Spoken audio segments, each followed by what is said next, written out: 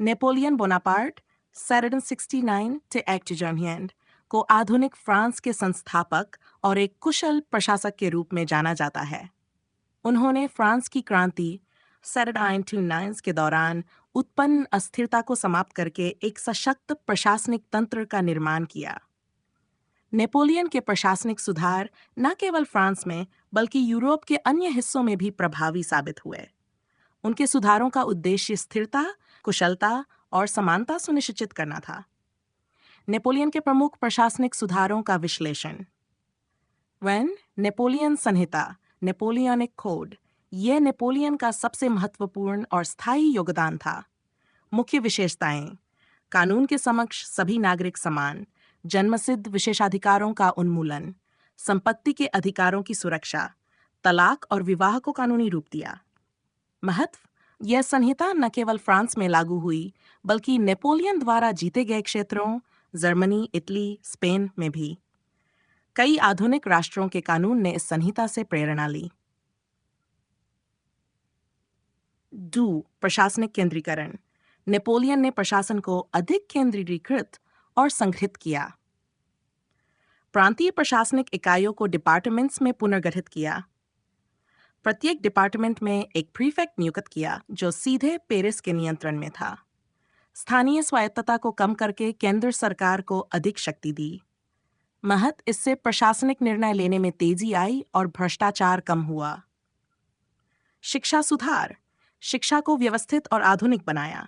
नीतियां: प्राथमिक, माध्यमिक और उच्च शिक्षा के लिए एक केंद्रीकृत प्रणाली बनाई।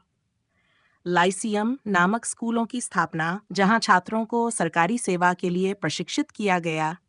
शिक्षा को धर्मनिरपेक्ष और व्यावहारिक बनाया। महत्व: इससे कुशल नौकरशाही और प्रशासनिक वर्ग तैयार हुआ। वित्तीय और आर्थिक सुधार। आर्थिक स्थिरता सुनिश्चित करने के लिए कई सुधार किए। मुख्य कदम: फ्रेंच बैंक की स्थापना एंड हॉन्डेड। यह बैंक आर्थिक लेन देन और मुद्रा प्रबंधन का केंद्र बना। कर प्रणाली में सुधार, कर संग्रह को अधिक कुशल और निष्पक्ष बनाया। कृषि और उद्योग को बढ़ावा, भूमि सुधार और औद्योगिक उत्पादन को प्रोत्साहन दिया। महत्व: इससे फ्रांस की आर्थिक स्थिति स्थिर हुई और युद्ध के लिए आवश्यक वित्तीय संसाधन उपलब्ध हुए। सार्वजनिक कार्य और बुनियादी ढांचे का विकास। नेपोलियन ने सार्वजनिक कार्यों और बुनियादी ढांचे के विकास को प्राथमिकता दी। मुख्य कार्य: सड़कों, पुलों और नहरों का निर्माण। पेरिस और अन्य शहरों में सार्वजनिक भवनों का निर्माण। महत्व: इससे व्यापार और परिवहन में सुधार हुआ और अर्थव्यवस्था को बल मिला। न्यायपालिका में सुधार। न्यायपालिका को केंद्रीकृत और व्यवस्थित बनाया।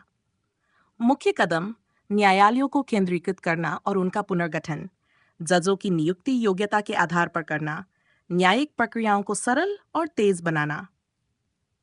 इससे न्यायिक व्यवस्था में पारदर्शिता और कुशलता आई। धार्मिक नीति कॉन्वेंट। नेपोलियन ने कैथोलिक चर्च और फ्रांसीसी राज्य के बीच संबंध सुधारने के लिए पोप पायस सातवें के साथ कॉनकॉर्डेट समझौता किया। मुख्य प्रावधान: कैथोलिक चर्च को फ्रांस का प्रमुख धर्म मान्यता दी गई। चर्च की संपत्तियों को जब्त करने के बावजूद उसके धार्मिक अधिकारों को बहाल किया गया। महत्व: इससे चर्च और राज्य के बीच शांति स्थापित हुई और सामाजिक स्थिरता बढ़ी। सैन्य संगठन और सुधार। नेपोलियन ने सेना को पेशेवर और आधुनिक बनाया। मुख्य सुधार: सैन्य भर्ती प्रणाली का निर्माण। युद्ध रणनीति और तकनीकी नवाचारों को बढ़ावा। महत्व: इन सुधारों ने नेपोलियन की सेना को यूरोप की सबसे शक्तिशाली सेना बना दिया। नेपोलियन के सुधारों का प्रभाव। फ्रांस पर प्रभाव। नेपोलियन ने एक कुशल प्रशासनिक और न्यायिक व्यवस्था बनाई।